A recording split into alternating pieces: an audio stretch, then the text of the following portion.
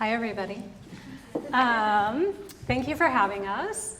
The name of this presentation is Saving Time to Drive Impact, How to Build a Business Case for CRM Investment. And we kind of changed the title, How to Build a Grant Funding Case. So we are here as both a funder and a funding recipient to share, hey, here's how we were able to engage our board, engage our stakeholders, write a successful grant application to get funding to be able to afford a CRM, because it's a big investment. And I would just add, from the funding perspective, how can you advocate for funders to listen more clearly to your needs and influence how we shape our grant opportunities? Awesome. So my name's Abby Geyer. I am Executive Director of Xcelerate Women. We are a Portland-based nonprofit, and we help women create economic power now. And the way that we do that is by helping them grow and scale their businesses so they can build generational wealth, so they can create thriving communities. We serve women across the state of Oregon. We're about 65% Portland Metro, 35% statewide, 11% in fully rural communities, and we are a tiny team of 3.5 people here. So, yeah. Great. It's like kind of weird looking over there. I'm sorry.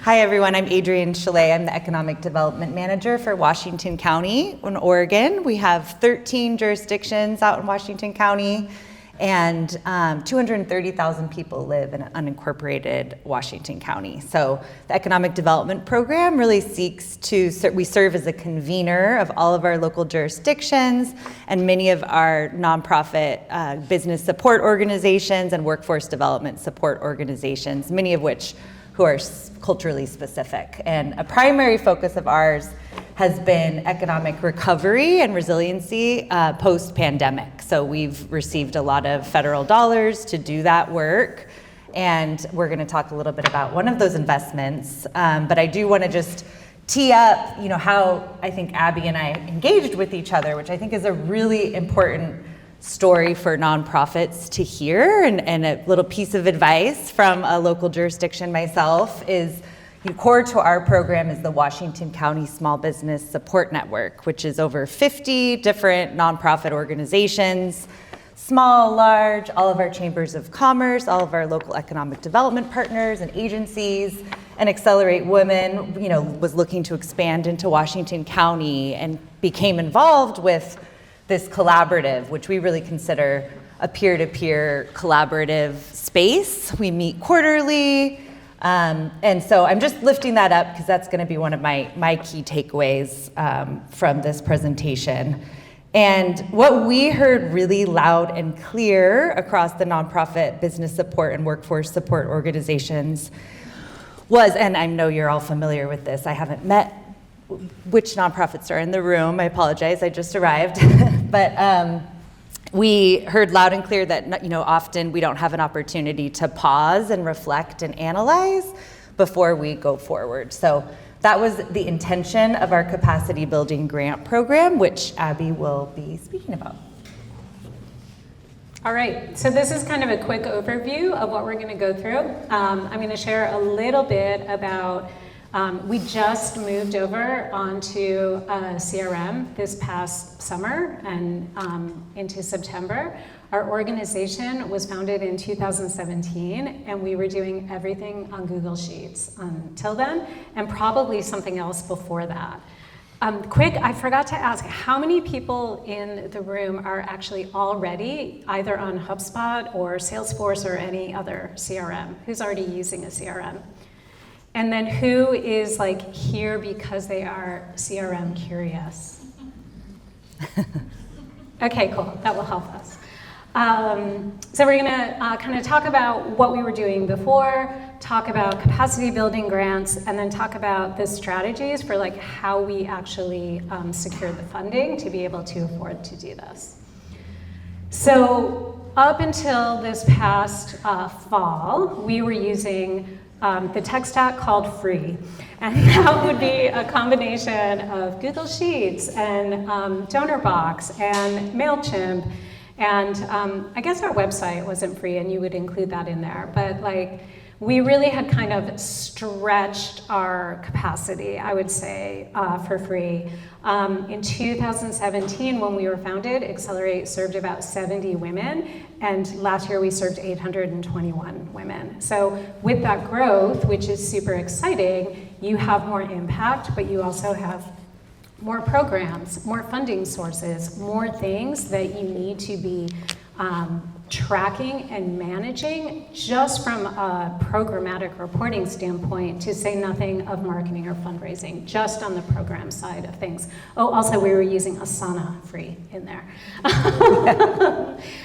So we had outgrown that. I'm going to use one example of one program that we have, and the program is our business advising program, and it is a trio of one-on-one services. We have one-on-one coaches, legal guidance, mental wellness support in the context of one's business. So some of the things that we were tracking for that is we've got at least 3 different funders where it's a direct reimbursement grant. So we have to be tracking very specifically and also like on an hourly basis. We also have to be reporting on geographies, on demographics, on things like household income. And then we have to be matching because it's a one-on-one match. Has the client paid their admin fee? Has the coach completed the coaching? Has the coach invoiced us for it? Does the invoice match what we've tracked? So there's so much kind of manual cross-checking that was involved. Everything on our website, so like the owner would fill out a Google Sheet intake form, and then we had another Google Sheet that was a report back form. Anyway, you get the picture. So this is an example of one of our sheets. It was like a 28-column Google Sheet just for one piece of the program. So this is just kind of some examples of the like structured chaos, I guess. And then this one here, you can see where we were like starting at column K. The clients get matched, they get assigned a certain number of hours, but they can use it in half-hour increments. So then we were literally manually updating that. And so when multiple people have access to a spreadsheet and somebody else is like checking the coach report backs and someone else is checking the invoices, you have multiple people touching the same thing. So like the margin for error is significant. So, as I said, we're not here to sell you a CRM or any like specific platform, but we are here to help you understand how you might secure grant funding, and specifically capacity building grant funding, so you can afford one. Yes, thank you, Adrienne. Abby. All right, so just a little bit about the capacity building grant program. We heard, like I mentioned, from all of our community engagement with our partners in the ecosystem, just the critical need for folks to not only pause and take a moment internally, but also to have funding to work across the ecosystem with other organizations and develop partnerships. So we were able to get creative within the parameters of federal funding. And we created this capacity building grant program. We've awarded 23 organizations. We're also a staff of 3, so this is only a piece of our of our grant funding. It's the magic number. Yes. That we were able to, each of those grants has been a pretty small amount of money. It's only $25,000 per. Some have about up to like $38,000 of grant funding, but we've awarded about $500,000 to nonprofits, to those 23 nonprofits. And I mentioned the size of the grant because I think small grants can be really catalytic, and I think that's really important that you have meaningful conversations with your funders and develop those relationships early on to be able to express your needs as a nonprofit entity, because that helps us deliver more effective programming and in the long term strengthen our overall local economy. So just wanted to share that was really key to note, is that our focus has always been about a transformational relationship. So because Abby had been, meeting with me and I'd been learning about her work, amongst others, I connected her with another grant recipient, Northwest Native Chamber of Commerce, who, because Abby was like, well, I get what you're funding, but I need a little bit of help. So we had quite a bit of conversations in designing her grant application, which doesn't come with guaranteed funding. But by introducing her to other recipients of the grant, she was able to design her project and process more effectively. So that connection across your peer network, I think, is really critical. So if you have identified certain funding pathways but are feeling unclear, then potentially find other ways to connect with folks who have been successful in that. So I also just want to share as a funder who has limited access to resources, because we're in Oregon and we have a complex property tax system and all our jurisdictions are struggling. This one-time funding was an opportunity to really leverage really limited dollars in a creative and effective way. And I'm also sharing this with you because these grants have been really transformational. And so I encourage you to look into this as something you can advocate for with other funders. We funded specifically program design and program development, strengthening referrals across the ecosystem. What am I missing? Just data analysis in general. Feasibility studies was another big one. I think what's really cool about capacity building grants as well is that it's a recognition by funders that, like, so many of our grants are for direct service, right? They're for the business owners who we're serving. But a really savvy funder is going to recognize that sometimes you need funding to strengthen your organization so that you can do more effectively. And so really look out for those, especially with things like a feasibility study, where you might do a study and the outcome might be, oh, I thought this was a good idea, but you know what, it's not. And that's okay, no harm, no foul, right? So really look out for those capacity building funding grants, because those are the opportunities that strengthen and shore up your organization beyond just like the direct service piece of your work. Absolutely. And if we don't know what we don't know as funders, so the more you're able to voice and present examples of things that could be really effective and transformational, the better for us to be able to take that to our leadership. All right. Another thing that for us as a tiny team was really critical, I believe, in our ability to be successful in this situation specifically, was the engagement of our board. We have all volunteer working board, and all of our board members also sit on committees, and we have data and tech and automation committee, and we were really able to farm out a lot of the kind of early research and vetting partners and looking into the different platforms to this committee, so that we could keep engaging in our day-to-day work. So our process on that is we first met with the committee and we walked them through our crazy warren of Google Sheets that we were using, so that they could really understand our day-to-day operations and the type of data that we were collecting and reporting and kind of wrangling. Then we put together a staff wish list, because the way that I kind of envisioned using a CRM is really, from an ED standpoint, I'm more interested in the prospecting part, I'm more interested in the reporting part, whereas the program staff, who are really in the weeds on the day-to-day, are going to use it in a different way. The admin team, who are doing, like making sure the bills get paid, they're going to use it in a different way. So we each created our own wish list, and then we also each ranked them on like must-have, nice-to-have frosting, right? And then we also really identified, for us, the priority was the program management piece, followed secondarily by the marketing and the fundraising. to the extent that at first we were like, oh wait, what about fundraising and marketing? But for us, like the program piece was really, really critical. So then our board committee put together this big list of kind of features and benefits that they were able to use for prospecting, and then we're able to take that kind of scope to focus on program, the nice to have, the must have, et cetera, and have that as a filter to look through things. So this is just a screenshot of what our kind of individual wish lists look like.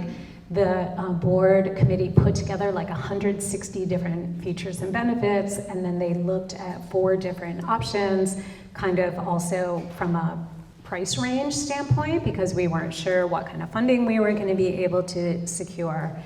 And so that's what that piece looked like. Then when it came time to actually writing the grant on our narrative, and I'm interested because, like, to me, these are the things that stood out that in my mind, I'm like, oh, this is why we got it. But, like, I don't know, Adrienne might have different thoughts on that as the funder. But I think, like, the big kind of statement that we used was that good data amplifies impact, and it also strengthens good governance, right? So, like, you're showing not only that it helps you to be better at your job, but it also helps your organization be a more, like, stable, solid, trustworthy, well-governed organization. So we talked about modernizing our IT solutions. We talked about when you actually can use your data in a non-anecdotal way, right? Like it's less of a hunch and it's actually, you can back it up. Then you can dig in and glean like actual actionable insights that can help you refine your current programming, that can help you think about new program opportunities to identify gaps and how best to fill them in. We also talked about, because we have multiple programs and each of those programs had its own Google Sheet, we didn't really have a way to cross, to know at once if a business owner was being served by multiple programs and what that journey for them looked like over time. So that was part of our kind of narrative. And then we kind of leaned into the fact that like, in our grant narrative that our board had been part of this process, that they had helped identify this as the best solution. So it wasn't just like our team saying, we're too busy, right? That we had board buy-in around that. Yeah, and I would just add, from our perspective, I think what we were really looking for, and this was really clear in our grant application, was for folks who were looking out beyond the walls of their organization and thinking about the larger impact on the community around them. And the fact that you also mentioned engagement with the network, and that you were thinking about how you could contribute to the larger conversation was really, really critical. And I think that was true for all of the successful applicants. Cool. Yeah. And then this is kind of like the time savings piece, is we did like spend, I would say it was like not super precise and scientific, but we did do a little bit of a time study with our staff so that we could understand, okay, about how many hours a week is everybody spending on these spreadsheets, and then particularly when we have to do monthly and quarterly and annual grant reporting and are trying to figure out how to cut and paste all of these columns. And we came up with an estimate that a CRM would save us about 100 hours of time, or like 30% of our time was being spent on wrangling these spreadsheets. And that if we could free up that time, we could then truly scale and be able to serve more people with the same staff. I think a lot of times with capacity building grants, your go-to is like, oh, we need to hire another person. Oh, we needed, and it's always like a development director, right? But we were able to show how like, hey, this is a tool that will help us increase impact at our same existing staff level. And then one of our board members who headed up that data committee, she also was like, ooh, that's really good. Include quotes from your staff about how this will improve their ability to do their jobs well. And so we had 2 really good quotes in there as well. And I would just piggyback on that and say that, I mean, I think that was also one of the goals of our grant funding opportunity at all, was recognizing the struggles nonprofits folks face in turnover and staff retention, and like let's think about how we can invest in our existing staff, and also how can we think about, we're part of a regional economy, so all of our, an investment in your staff person. I'm just thinking of a couple of the folks at MISO who received, some of our grants.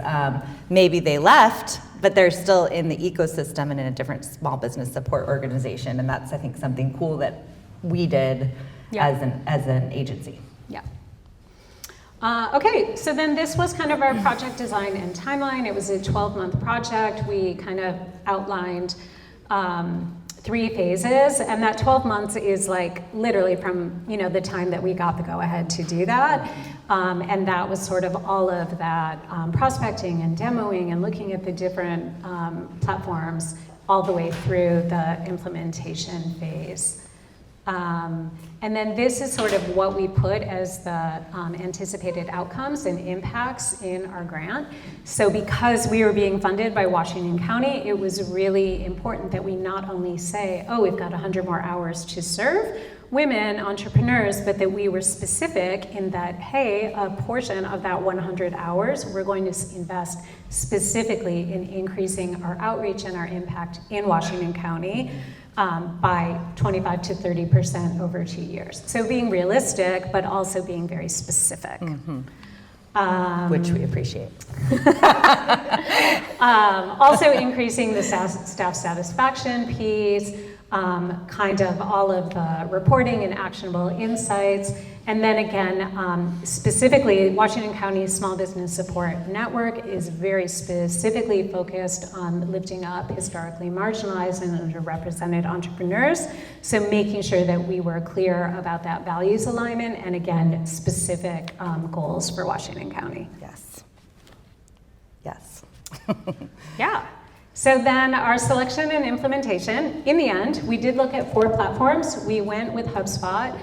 I can share that HubSpot extended a 40% nonprofit discount to us. We also got some really favorable terms based on, we did 2-year commitment to lock in the pricing that we were at. We went with the Marketing Hub Pro, the Sales Hub for Enterprise, the Operations Hub Starter, and then our kind of new integrations that we weren't using before is we switched from DonorBox to Fundraise Up. We switched over from using Google for like surveys and intakes to SurveyMonkey. We no longer now are using MailChimp or Asana, so that we have a little bit of cost, not a ton, but a little bit of cost savings on that. I feel like there was, and then one thing I forgot to say earlier, I think it was on the slide, but I didn't say it, is one of the things that was really important for us was automations. So before we were having to use Zapier and some other things to make those possible, and so we no longer have to do that. Katya helped us build in like some very nice automations, which again, save a lot of time. So for example, Michelle will get an alert when a coach has completed the outcome survey or things like that, right? Like there's a lot of cross-team triggers. Whereas before, for example, if the coach sent in their invoice and we're like, they can't get paid until they do the survey. Did they do the survey? Okay, I have to go open this Google Sheet to see if they completed it. Well, I see them on there. Is that for this match or is that from an earlier one, from another time? So just like using those automations to achieve a lot of clarity and streamline a lot of our processes. And we notice that difference as funders. Cool. And then, so that's on the HubSpot side, and then on the CauseMic side, this is sort of what our scope of work included. We worked with Katya, she was awesome. And our total budget for the whole project was $25,000. And from the grant budget standpoint, we chose to put the whole thing in like the contractors and outside consultants. So sometimes in your grant, you're including your staff time and your admin and overhead. And we just felt like we wanted to be able to make this possible. So we put the whole, and we wanted it to happen quickly. So we put the whole thing into HubSpot and CauseMic, basically. And that's it. We are now fully implemented. We've sunsetted our Google Sheets. We also have started to, I know, right? Like, probably someone's head is breaking just thinking about those. We also, so that kind of started in September. And then also we moved over our email marketing. We're using that. That probably started in October or November. I would say that, like, I still feel, I know, like we've barely scratched the surface, to be honest, to like better take advantage of the full potential of what we're already paying for, to be honest. So kind of going back, however, to the original scope of work, the programmatic piece was number one, and that's where most of our energy went into. And then we're kind of just starting on the marketing. And but really starting to harness the fundraising and deal making piece of it is really what's next for us. We're also creating an internal kind of set of SOPs, like a training manual, so that if somebody leaves or someone's on vacation, like, we're not stumped, everybody knows how to do what they need to do. And then I just wanted to really brag about some of our lovely dashboards that we have now, and that we're able to kind of have a set of dashboards for our board of directors, so at any time they can log in and see where we're at. If we want to compare, like, how many people are requesting coaching hours in a specific category this year versus last year, so that we can better understand needs. All of our coaches are independent contractors, so if we want to be able to see, like, oh, here's a coach and they haven't gotten assigned any hours in a while, like, that's super visible. We have all of our data around geographies and demographics and things that can really be sliced and diced in any way that's needed. And then really selfishly, when it came time for us to do our annual impact report at the end of last year, we were able to kind of, I don't know, I bet the year before it probably took 3 people 40 hours, I would say, like at least 3 of us a whole week to kind of get all of our data. And it was so much more seamless this year. So we can pull all of our information by program, by geography, by demographics. And then I'll end with our revised staff feedback quotes here. This one's from Michelle, who's here. HubSpot has allowed me to work smarter, not harder, giving more time to focus on delivering meaningful impact within our community. And then Natea as well, who she was here earlier, but she had to duck out. Yeah. That's it. Anything else from you? Yeah, I think, again, key takeaway, being that it's really important to establish those relationships with strategic funders. I think the comment that you made earlier, I believe it was you, about, smarter, not harder, and making sure that you're really identifying, some of these folks in the community who can be advocates and participating in these peer-to-peer learning collaboratives can go a huge way. To Abby's point, my question for you is, as you think about how this project has been able to transform and inform your program design, I'm thinking about other funding examples in our network, like the Northwest Native Chamber, who took their data analysis, developed a whole new program for indigenous agriculture, and that's now going statewide. How do you plan to leverage this for other funding? Yeah. Well, we were also lucky enough to get a feasibility study, capacity building grant. And so we're really digging into things right now, like around our fee for service. Are we charging enough, right? Are there different ways that we should be packaging our programming? What are the gaps? Like, for example, because we help small businesses grow and scale, we noticed that anecdotally, gosh, when businesses hit $1 million, like they kind of opt out of Xcelerate and then they go join EO for $9,000 a year plus an initiation fee. So we're like, okay, HubSpot or having all this data will allow us to look at things like that less anecdotally and more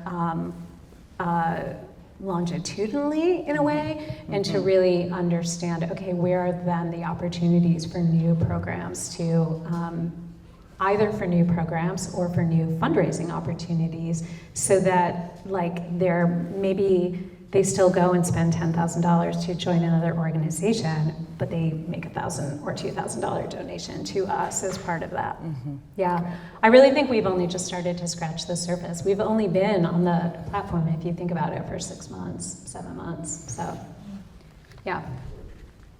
Does anyone have any questions?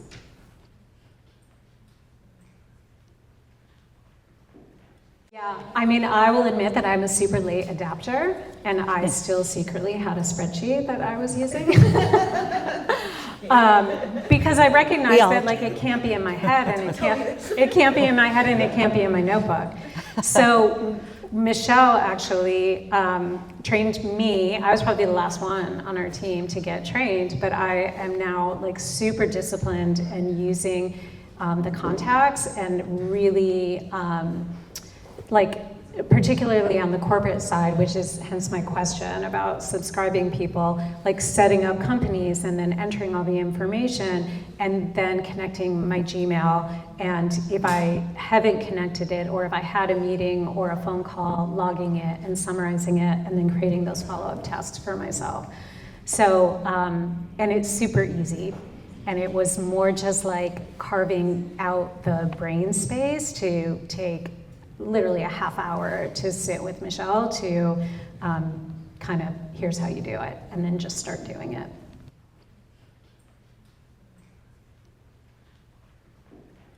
Yeah, I mean, we're a tiny organization, so our budget is like around $450,000 for the year. So our staff line is our biggest line, and then our second biggest line is our coaches, because they're the ones who deliver service. So it's not realistic that the solution is going to always be hire somebody. And particularly, I think, in small organizations where like we have an ED, a programs manager, a community coordinator, and then Michelle, who is part of this project specifically around data and admin and helping us get up and going on HubSpot. So the default is always, oh, I need to write a grant so that I can hire a development director, a fundraiser, or so that I can hire an outside consultant to help me raise money. And it's just not realistic. And so we really wanted, and to be honest, if I got a grant for a position now, I already know I wouldn't use it for a development person. Like, yeah. That's a whole other conversation. But I think like we're kind of like, our default is to think, oh, if only I had a fundraising person, but full-time staff positions are really expensive. So it's really important. We're really committed for the next couple of years. Like we have to hold our budget really tight, and that our growth needs to come from new earned revenue models. We're trying to diversify our revenue and be less grant reliant, definitely less government grant reliant, right?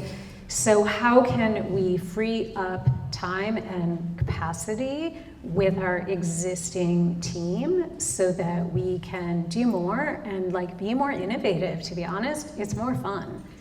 And you're investing in, you're responding to the needs of your staff. Yeah, which is and your huge. community. And your community, yeah. Awesome, thank you, Adam. Thank you.